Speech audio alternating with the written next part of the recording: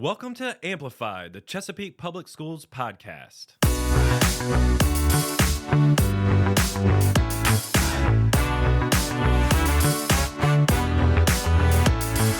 Chesapeake Schools is located in the Hampton Roads area of southeastern Virginia. We serve 40,000 students in 45 schools and 3 centers.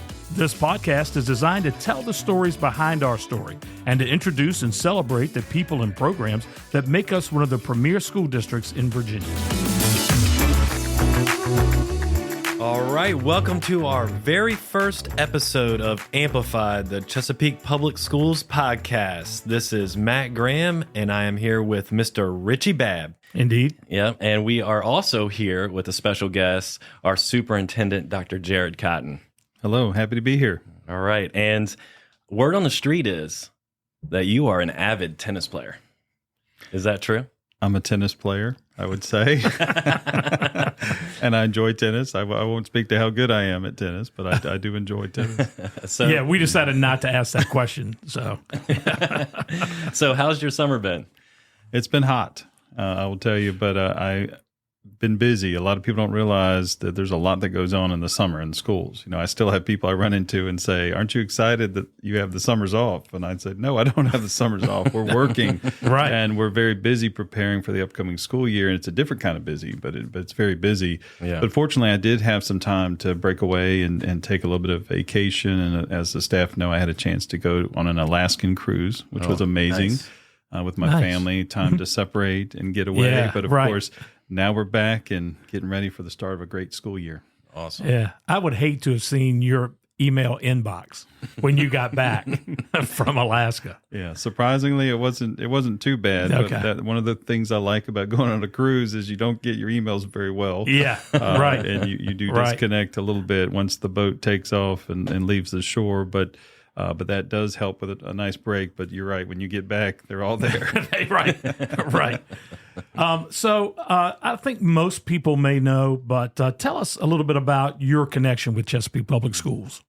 Sure. Well, I started as a student, of course, in Chesapeake. I started in 5th grade. I just relocated back to Virginia. I had my family was well rooted here in this area, Norfolk, Chesapeake area. So I started as a student in 5th grade at Crestwood Intermediate. Of course, at the time it was an elementary school. It was grades probably 4 through 6 at the time. I know it's a little different now, but so then I went on through Crestwood Middle School, and then I went to Great Bridge High School where I graduated as a Wildcat. And then, of course... Well, that makes 3 of us actually in this room that graduated from Great Bridge. Yeah, I'm among friends. We've got lots of Wildcats in here. And then, of course, went on to Old Dominion University. Didn't know exactly what I wanted to do, but I found my way gravitating toward teaching and education. There were lots of different paths that I was pursuing or looking to pursue, but I kept coming back to teaching. And then I was fortunate to start teaching at Crestwood Intermediate, where I was once a student, and I actually ended up in the same classroom where I was once a student. Uh-huh. So I was hired to teach 5th grade, did that for several years, and then I had a chance to go into a technology job. And a lot of people don't realize this, but at the time I was one of 2 technology integration specialists for the whole city of Chesapeake. Right. Now we have pretty much one in every school. Right. But at that time there were only 2 of us. Yeah. So I got a lot of time on the road traveling from school to school. Right. And then, of course, came up through Chesapeake, assistant principal at Chittum Elementary, had a brief stint at Hickory Middle School as an assistant principal, then, of course, became a principal at Treacle Elementary for a couple of years, and I became the director of assessment and accountability, where I integrated technology with testing, because at that time it was moving to computers and online. Right. And then, of course, I had an opportunity to go to Virginia Beach for a stint there as their assistant superintendent for accountability, which ended up being associate superintendent for lots of other areas. Then I went to Henry County as superintendent in you all know Henry County, Martinsville area in the western part of the state, and did that for several years. And I had the great honor to come back home to my hometown here in Chesapeake and just finished my 5th year here in Chesapeake. So looking forward to starting my 6th year in Chesapeake. Yeah, the further we get away from the pandemic, probably the better. You look forward to each year more. Of course. Right, yeah. Of course. After Those that, 2 years felt like 10. Yeah, absolutely right. Yeah, absolutely right. Well, when you were telling us about your background there and all that, was there something in particular that made you sort of lean towards that education? Like, was there something like a moment or something that kind of had that spark that brought you to education? Sure, and I tell this. We like to call it our origin story. Those of you who like superheroes, they always have an origin story. Right. But at the time, I was initially pursuing a degree in pharmacy. I thought I was gonna become a pharmacist, and then I found my way to the Pines Treatment Center, where I was a counselor and an activities coordinator, lifeguard. So I was involved in activities while I was pursuing a college degree. Mm-hmm. And then the thing that really changed things for me is I had to substitute in a classroom there for a couple of weeks where, and by the way, I had been in that classroom a few times, and those kids were not at all interested in what was going on in that classroom. So they were misbehaving, they were distracted, they were constantly being removed, and I would be the one who would have to take them out of the classroom because they were having issues. And they said, "We need you to be the sub for 2 weeks." And I said, "Are you kidding? You want me to take that job?" And I said, "Okay, I'll do it." And of course I said, "But I'm not going to do it the way that it was being done." I wanted to make it exciting, hands-on. I took the students outside. We did science experiments. We got fully engaged in learning, and I'm a big science, math person, and I really wanted them involved with hands-on activities. And what I found was the students were excited about participating in the activities, and we didn't have any behavior issues during those 2 weeks. And because I laid it out at the beginning, I said, "We're going to have a great time, but if you mess up, then if we go outside, we all got to come back inside." Right, And they took me at my word, and we had a great 2 weeks. And I realized I'm pretty good at this. Yeah. I'm pretty good at getting students engaged and excited about learning. And then I said, maybe this is my calling. And then, of course, I went to tell my parents that I wanted to be a teacher. The first thing they said was, "Do you like being poor?" And I said, I don't care what salary I make. I feel like this is what I was meant to do. Yeah.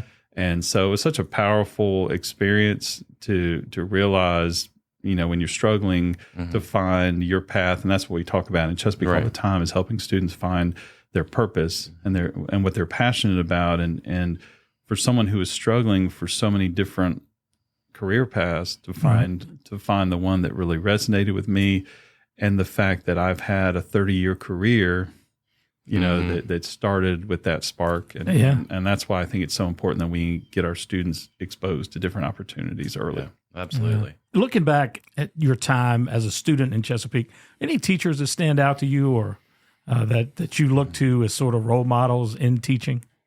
Of course. One of the funny things that happened to me when I came back to Chesapeake, I went to Indian River High School to do my welcome meet and greet, and then I heard a voice coming from the hallway, and it was Mrs. Schuler, who was my sixth grade teacher, and at the time, and she's recently retired, actually. I think she's failed at retirement because I think we've already brought her back to work part-time. But I heard her voice, and right away I knew it was her. And, she was a great teacher in sixth grade when I was at Crestwood, and so it was so good to run into her again. But one of my all-time favorite teachers that I always remember is Mrs. Martha Woolery from Great Bridge High School. She was my English teacher when I was in 10th grade at Great Bridge High.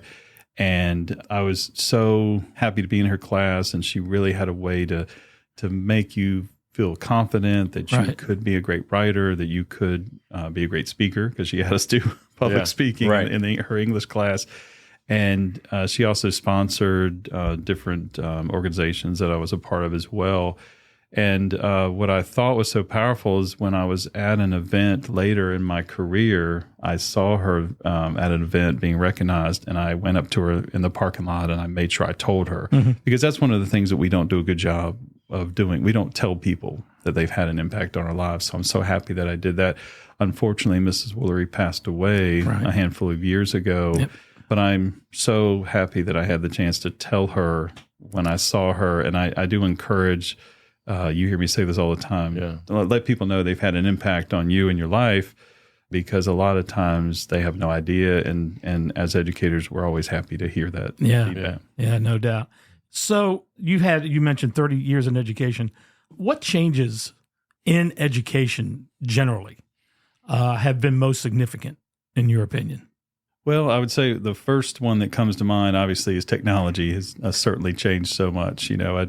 I laugh sometimes when I think about my time at Crestwood Middle School, and I tell people, we didn't have AC in the building, Right. And we weren't allowed to wear shorts except when the temperature hit over 100 degrees. Yeah, thanks. And then we were allowed to wear the shorts. So it's terrible that we were excited about 100-degree weather, but temperatures. But anyway, the technology, the one-to-one technology, and all that we've done now, we have one-to-one devices for our students, but also all the different software that we've been purchasing and that we've made available to our students that can really personalize learning and help our students really meet their specific needs. But we also have been using technology much more now to get students to think creatively, to communicate in many different ways. And one of the biggest things that I've seen over the last few years is, when we were in school, when you were writing or communicating or presenting, you were presenting to your class or your teacher. Mm-hmm. Now you have the ability to present to the world. Right. What you create and present and develop can be shared all over the world, all over the country. You get feedback from people in all different parts of the world, which is exciting, but also adds a level of responsibility that you have to be mindful of. Right. Because anything you put out there is there for everyone to see. So that has changed quite a bit. We've also been really working on what do we value in education. As you are going through learning facts and figures, those are important to a point. But what we really have to spend time doing is making sure that we're preparing our students for the workforce.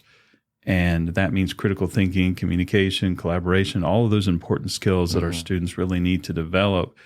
And years ago, we didn't really have a good way to measure that or to assess that or to encourage that. And now it's a must in order to prepare our students for the future. And we're really big in Chesapeake on preparing our students for what's next, whether it's a career, whether it's the military, whether it's college. And in order to do that, you've really got to make sure that you're creating learning opportunities in schools where students can develop those important skills. Right. Yeah, I saw a post online like yesterday about how the smart boards in all their classrooms have been taken down. Right. And I remember when that was like the innovation, right? And so no more of that sort of stage on the stage. It's not just on the board. Everyone's has that device.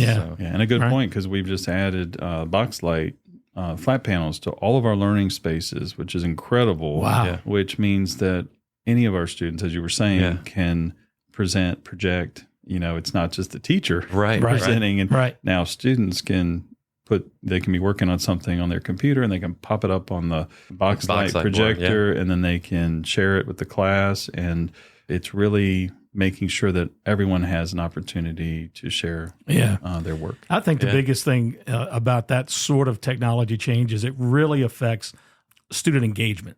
When I started teaching, and certainly when I was in school, as you know, it was sit and get. And if you didn't get it, that's your problem. Whereas now this technology allows us to really make sure that students are engaged. And I'm glad you said that, because it's really a focus on, here in Chesapeake. We are working on more student-centered learning, and we have 3 distinct areas that we're really working on. That's one-to-one technology, as I've shared, project-based learning and assessment, where students are involved more in projects instead of multiple choice tests, because we know that's going to prepare them better for their future.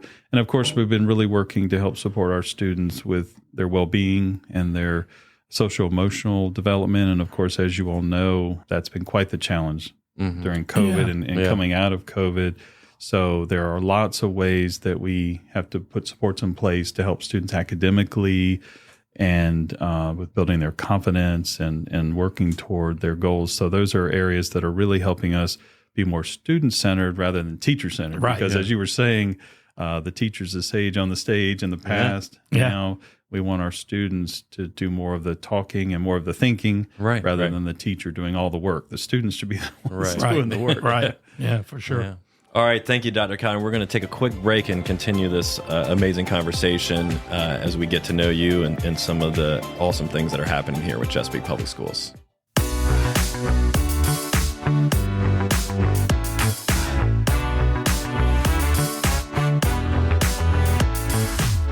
Families, now is the time to complete the online student verification process through ParentView. This important process ensures that we have the correct emergency contact information on file for your student. The deadline is Friday, September 29th, 2023. Visit cpschools.com for more information.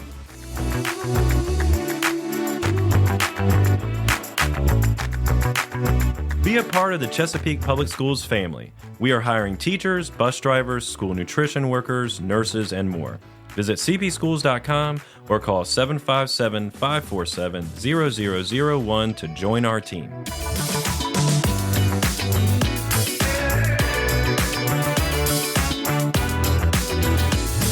All right, and we're back here. You're just joining us. Just rewind the podcast, actually. It's not in real time, so I would recommend you listen to the whole thing. Well, it's funny you say like rewind. Like, I know. So rewind. I know. My daughter is 6, and we're watching a movie, and she's like, reback it. There is no wind. Right. Can you reback it? Yeah. And I'm like, that makes total sense. Yeah. You know? Yeah. So. It's funny. People still say when they record things, they say, I got to go videotape this. We haven't used videotape in how long? But some of those words stick around. But anyway, we've been talking to Superintendent Dr. Jared Cotton and trying to get into his background and some of his thoughts on education. But we want to kind of turn it now to Chesapeake Public Schools, and the beginning of school is here. Yeah, so school is like just underway. And are there any new programs or projects or initiatives that you're especially excited about that you'd like to share with our listeners in our community? Sure. We always have great things happening each and every year as we kick off a new year. And that's one of the things I love about education is every year you have a fresh start. Yeah. You get to start anew. And I was one of those nerds that enjoyed the beginning of the school year and in the fall. But we've got some great things going on academically as well as safety-wise. I'll talk about some of the safety initiatives we're excited about. You know, we are implementing the student ID badges, which many of our listeners probably have heard about through the news, where our students are in elementary schools, K through 5, are going to have an ID badge, which is going to be important because they're going to be able to check in when they get on the bus. They're going to be able to use those badges when they check out in the cafeteria, when they check books out in the library. And we piloted that at Norfolk Highlands Elementary this past year, and it was very well received.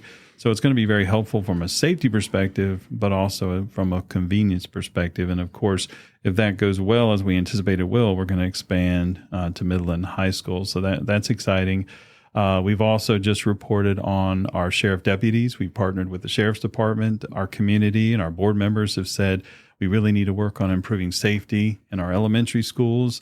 And we're very excited that now we're going to have sheriff deputies serving in different boroughs throughout our elementary school zones, and they're going to be in and out of our elementary schools on a regular basis, providing an extra layer of support. And what a great partnership with our sheriff's office. So those are two really exciting initiatives that are going on. From an instructional standpoint, you know, we are implementing a new learning management system, Canvas, and parents.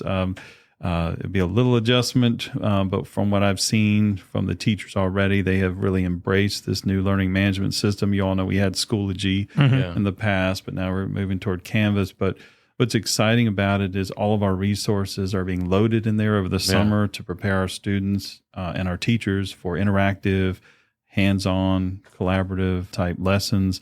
So all of that is being uploaded and ready to go. And we're going to continue, as I said earlier, to work towards student-centered learning initiatives, really focusing on our students being more actively engaged in learning through projects and project-based instruction as well as assessment. So those things are happening that are really exciting. Parents of our younger students, you're also going to start seeing more happening in elementary reading. You know, we're really embracing the science of reading, which is research-based instructional methods to really help our students develop in the area of literacy. And that's going to be something that we started working on last year, and that's really ramping up as we move into this year. So those are some of the things that are happening as we move into this new school year. And of course, we're working on lots of capital improvement projects and doing some work to invest in playgrounds across several of our schools and tracks and fields we're trying to develop. That's a work in progress. That's going to take time. And it's interesting that you asked this question because we're going to do a readiness presentation for the board at the next board meeting where we talk about some of the things that we've accomplished over the summer that's really gearing us up for a new year. I want to step back for just a second on the school safety topic. I know that the deputy initiative that we have is evidence of our interest in school safety, but I don't know if most people know like our school safety team and that sort of stuff. Talk about what we do to help ensure safety in our schools. Sure. We do get a lot of feedback about safety and what are we doing to address school safety. I'm really proud to be a part of the Chesapeake community because we have such a great partnership with our first responders, our Chesapeake Police Department, and our police chief, Chief Selesky, our sheriff, as I've spoken about earlier, Sheriff O'Sullivan, and our city at large. I mean, we've got so many different community partners who meet monthly to talk about safety initiatives. It's the mayor's safety task force. Our mayor, Dr. West, Rick West, put together this task force, I would say probably about almost 6 years ago. And we meet monthly and we talk about ways that we can improve safety. We have subgroups who report out. We gather feedback. Every time there's a safety incident, we debrief, we talk about, and whether it's our safety incident or an incident around the world. I often get asked about, what happened locally. Yes, we do pay attention to that, but we also pay attention to safety events that happen everywhere because there's always learning that can happen there. So what we do is we discuss it, we debrief, we talk about ways that we can improve safety. And I have to tell you that we've made incredible progress over the last few years in shoring up safety in our schools, but safety's never done. It's a daily conversation. It's a constant review and discussion, and it's constant planning. And of course, our city council has been supportive in providing us with funds to help with some of our safety projects, which has been powerful as well. Yeah, I think my kids. I have two kids that are in the school system that are they're 4 and 6, so they're in the elementary school. So I think they're going to be excited about seeing the sheriffs. And I'm sure. Deputies in the schools. And that's really cool. And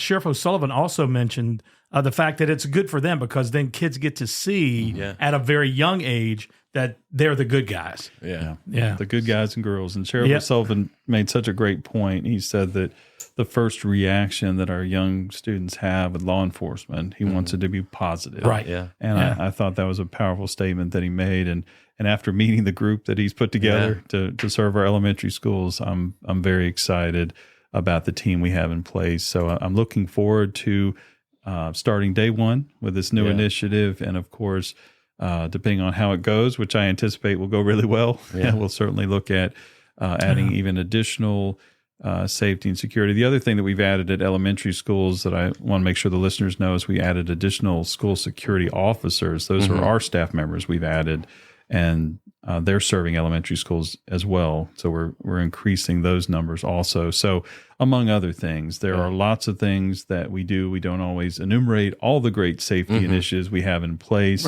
but we want to make sure that everyone's aware that it's always top of mind. The number one thing we have to do is make sure students and staff are safe each and every day. Instruction is what we're all about, but you can't have good instruction and high quality teaching and learning if you don't feel safe. Correct. So that's why we make sure that we spend time making sure everyone feels safe and that we do everything we can to ensure safety in our schools. Yeah. Well, I appreciate you taking your time to be with us. That's we're out of time, and I'm sure you have other things to do. But we appreciate your time. It was nice to have a few minutes to sit and allow us and our listeners, all thousands of them, to get to know you. I'm telling you, it's going to be millions. It's millions. I'm sure. I'm absolutely sure. It's going to be worldwide. Yeah. So thanks again for joining us. That's all the time we have for this episode of Amplified, the Chesapeake Public Schools podcast. You can share your thoughts by visiting cpschools.com/amplified. Don't forget to follow us on Spotify, Apple Podcasts, Google Podcasts, Amazon Music, Stitcher, and iHeartRadio, wherever you get your podcasts. Thanks for listening.